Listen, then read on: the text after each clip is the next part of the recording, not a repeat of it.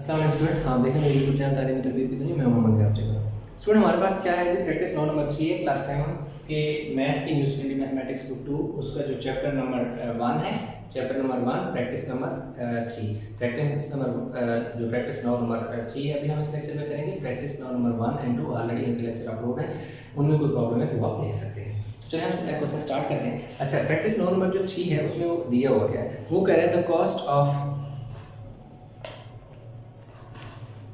the cost S dollar C of a transporting good is directly proportional to the distance covered d kilometer. The cost of transporting good over a distance of 60 kilometer is $100. अब वो कह रहा है कि जो cost of transportation है ना वो C है, कह रहा है वो डायरेक्टली प्रोपोर्शनल है किसके, D के, यानी D क्या है, डिस्टेंस है। तो cost and distance are directly proportional to each other। आप चाहें तो गिवन लिख सकते हैं ऊपर आपने एक sentence given that cost C is directly proportional to the distance D, therefore C directly proportional to D। ये C cost of transportation को जाहिर कर रहा है और रिप्रेजेंट कर रहा है, और D जो है वो डिस्टेंस को रिप्रेजेंट कर रहा है। दरमियान में जो साइन है वो साइन ऑफ प्रोपोर्शनलिटी है। तो जब भी हम साइन ऑफ प्रोपोर्शनलिटी हटाते हैं तो क्या लगाते हैं, कांस्टेंट के लगाते हैं और इसको इक्वल हम 1 कह देते हैं। अब वो कह रहा है जो कॉस्ट है वो $100 है और जो डिस्टेंस है वो 60 किलोमीटर है।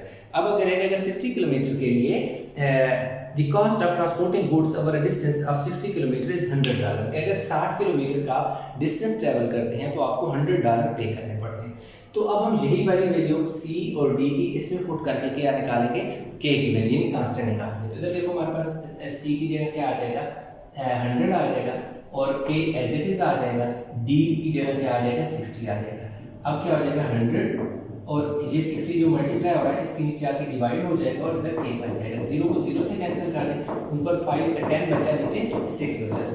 2 के टेबल से 2 5 से 10 और 2 3 से 6, तो K is equal to 5/3 आ गया। तो K की वैल्यू हमारे पास कितनी आ गई है, 5/3 आ गई है। अब हमने क्या करना है कि नेक्स्ट हमने फर्दर क्या करने के लिए इसको हमने पुट कर देना। आप जो हमसे पूछा हुआ है ना पहले, equation connecting C and D, पहले जो equation connecting C and D वो आपको बताना है। तो C is equal to K, K की जगह हमने क्या पुट करना है, 5/3। K की जगह हमारे पास क्या आ गया 5/3 और D हमारे पास एज इट इज आ गया। ये हमारे पास आंसर 1 का आंसर है। अब हमने निकालना है आंसर निकालना है 2 का।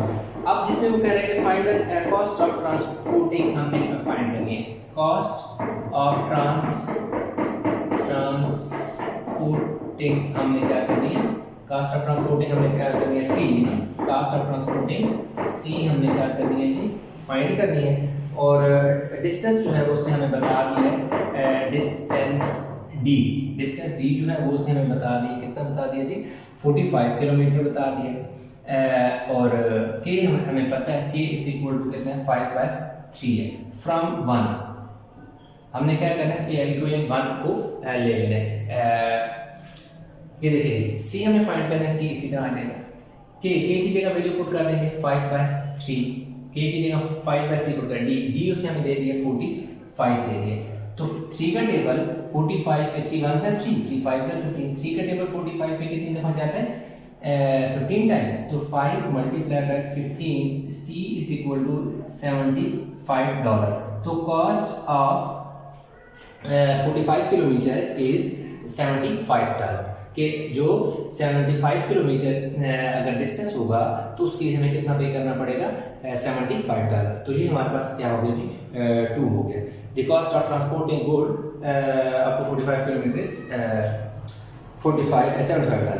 अब हमने अगला जो फाइंड करना है उस क्वेश्चन नंबर जो इसका पार्ट 3 है उसमें उसने हमें दे दिया कि कॉस्ट ऑफ ट्रांसपोर्टिंग गुड उसने हमें दे दिया 120 है। वीडियो को पास करके बता दें ताकि हम नेक्स्ट जो है इधर दिखा दें। अच्छा, इस करके हम यहाँ पर ही इसको थोड़ा सा सॉल्व कर लेते हैं इसी में। अब क्या है कि कॉस्ट ऑफ ट्रांसपोर्टिंग गुड जो है ना वो $120, उसने हमें 120 दे दी। डिस्टेंस D जो है वो हमने क्या करना है, फाइंड करना है। कोई इसी तरह आ जाएगी हमारे पास फ्रॉम 1 लिखेंगे, from 1 C is equal to K D. C की वैल्यू उसने हमें कितनी दे दी है 120। ये देखो C की वैल्यू उसने हमें 120 दे दी, K की वैल्यू 5/3 है, D हमने फाइंड करना है। तो अब क्या हो जाएगा 120 multiply by 3/5 is equal to D. ये 5/3 इधर मल्टीप्लाई हो रहा है, जब इस तरफ जाएगा तो यूं फ्लिप हो जाएगा, उलट जाएगा, नीचे वाला नंबर ऊपर, ऊपर वाला नंबर नीचे आएगा। तो अब हमने क्या करना है जी 5 के टेबल से कैंसिल करना है, 5 2 ज़ा 10 और 5 4 ज़ा 20, तो 24 multiply by 3 is equal to D. तो डी की वैल्यू हमारे पास कितनी आ जाएगी, डी इज इक्वल टू 42, 24 3 ज़ा 72 किलोमीटर। तो हमें अगर 120 डॉलर के होंगे तो हमारे पास डिस्टेंस कितना हो जाएगा जी 72 kilometre. Distance covered is equal to 72 kilometre.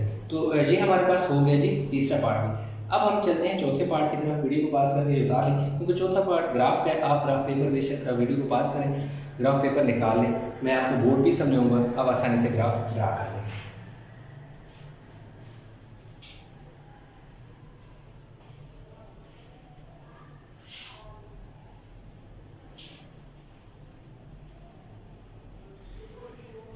अच्छा, अब हमारे पास जो ग्राफ है वो कैसे में है, देखें ना, ये मेरे पास एक्स एक्सिस है, ये मेरे पास इसका क्या है वाई एक्सिस है, ठीक है जी। अब हमने इससे पहले स्केल ड्रा कर लेते हैं। 5 स्मॉल बॉक्स इक्वल टू 1, मैं यहाँ लिखता हूँ on X axis 5 small boxes is equal to 1 on Y axis 5 small boxes is equal to 2 कहते हैं, ठीक है। 5 small boxes is equal to 2। आप ग्राफ पेपर के ऊपर देखें तो छोटे छोटे इस तरह के डब्बे बने होंगे, ऐसे 2 3 4 5 इस तरह के, इसी तरह 2 3 4 5। तो इस तरफ जो 5 स्मॉल बॉक्सेस है ना, उस वाली लाइन को 1 होंगे, नेक्स्ट 5 को 2 होंगे, नेक्स्ट 5 को 3 होंगे, नेक्स्ट 5 को 4 होंगे, नेक्स्ट 5 को 5 एंड सो ऑन। इसी तरह इधर 2 को होंगे, नेक्स्ट 5 को 4 को होंगे, नेक्स्ट 5 को 6 को होंगे, नेक्स्ट 5 को 8 होंगे। ये आपका एक्स एक्सिस है, ये आपका वाई एक्सिस है। तो हमने क्या कहा कि जो एक्स एक्सिस है हमारा, उसमें हमने 5 बॉक्सेस को 1 कहना है, और वाई एक्सिस में 5 बॉक्सेस को हमने क्या करना है 2 कहना है। तो ये अगर आप अपने नोटबुक अगर आपने आमने सामने रखी हुई है तो आप देखें कि आप कहीं भी आपके पास ग्राफ पेपर है तो आप वहाँ पर ये इस तरह की लाइन लगा दें, ग्राफ पेपर के ऊपर कहीं भी लगा दें स्ट्रेट लाइन। इसको एक्स एक्सिस कह रहे हैं, इसको वाई एक्सिस कह रहे हो। तो इसके साथ इंशाल्लाह ये पिक्चर भी मैं ग्राफ की जो है दे दूँगा, वो भी आपको इंशाल्लाह एक साथ नजर आएंगे, प्रॉपर ग्राफ ड्रा होगा, तो वो भी आपको समझने में आसानी होगी। अदरवाइज आपको भी ड्रा करनी है, आपको मैं एक्सप्लेन कर रहा हूँ। अच्छा, इसमें हमारे पास जो वैल्यू होगी ना, इसकी जो पॉइंट हम ड्रा करेंगे वो हमारे पास 3 और जो 5 है ना, वो हमारे पास इसकी वैल्यू आ जाएगी, ठीक है।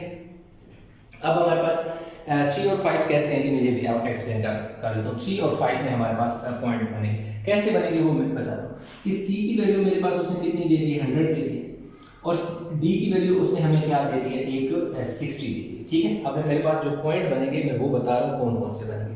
एक जो मेरे पास पॉइंट A बनेगा दैट इज 0 0 बनेगा, मैं बाद में एक्सप्लेन कर दूँ। पॉइंट B जो है वो मेरे पास कितना बनेगा 3 और 5 बनेगा, 3 और 5 बनेगा। अच्छा, अब मेरे पास 3 और 5 बनेगा। अब जो 3 और 5 किस तरह बनेगा मैं आपको बताता हूँ। अब ये मेरे पास 100 है ना, और ये मेरे पास 60 है, ये वाला 0 0 से कैंसिल कर दो तो मेरे पास 10:6 बचेगा। अब 2 के टेबल से कैंसिल कर दो, 2 का टेबल कितना हो जाएगा 5 टाइम, और 2 का टेबल इसमें कितनी दफा जाता है 3 टाइम। तो मेरे पास इस तरह 5 और जो 3 और 5 माने यहाँ में ठीक है 3 और 5। x की वैल्यू मेरे पास क्या है 3 है, और y की वैल्यू मेरे पास क्या है 5 है। अब 3 जो है वो मेरे पास d आया, क्यों कि इस तरफ जो है वो मेरा पास डिस्टेंस है जो कि किलोमीटर की शक्ल में है, और इस तरफ मेरे पास कॉस्ट है c है जो कि डॉलर की शक्ल में है। आपने इसी तरह लगाना है, इधर d लिख के km लिख देना है कि डिस्टेंस किलोमीटर में है, इस तरफ डिस्टेंस है और इस तरफ मेरे पास इसकी क्या है कॉस्ट है। क्यों? डिस्टेंस बढ़ता जाएगा, कास्ट बढ़ती जाएगी, डिस्टेंस कम होगा, कास्ट क्या होगी? कम होगी। तो अब ये 2 पॉइंट मैंने ग्राफ में ऊपर रखा है, तो ये देखो मेरे पास ये 0 0 तो यही बन जाएगा, इसका तो कोई मसला नहीं। अब ये जो 3 और 5 है, x की वैल्यू 3 है, y की वैल्यू क्या है? 5 है। तो देखिए x की वैल्यू 3 यहाँ पर बनती है, y की वैल्यू जो है वो 5 कहाँ बनेगी? ये देखो 4 है और ये मेरे पास क्या है? 6 है। तो 4 और 6 के बिल्कुल मिडल में मेरे पास क्या बनेगी? 5 आएगा। तो इधर से आपने बिल्कुल ऐसे इस तरफ आना है और इधर से आपने इस तरह ऊपर को जाना है। जिस जगह ये दोनों एक दूसरे को कट करेंगे वो आपका क्या होगा? असल में पॉइंट होगा। और कौन सा पॉइंट होगा? 3 और 5 होगा। और ये वाला आपके पास 0 और 0 होगा। तो चाहे तो बेशक आप लाइन भी ड्रा कर सकते हैं। इस तरह लाइन ड्रा करेंगे तो आपके पास क्या हो जाएगा? एक ग्राफ बन जाएगा। तो इस तरह हमारे पास प्रैक्टिस नंबर जो 3 है उसको हमने कर लिया कंप्लीट। आई होप कि आपको समझ आ गया होगा। इसमें किसी किस्म की कंफ्यूजन है तो मुझे कमेंट में ज़रूर बताइएगा। वीडियो कैसी लगी है इसका भी आपने फीडबैक देना है। वीडियो को लाइक करें, शेयर करें, चैनल को सब्सक्राइब नहीं किया तो चैनल ज़रूर सब्सक्राइब कर लें। तो इंशाल्लाह मिलते हैं नए लेक्चर के साथ। तब तक अपना बहुत सारा ख्याल रखिएगा। अल्लाह हाफिज़।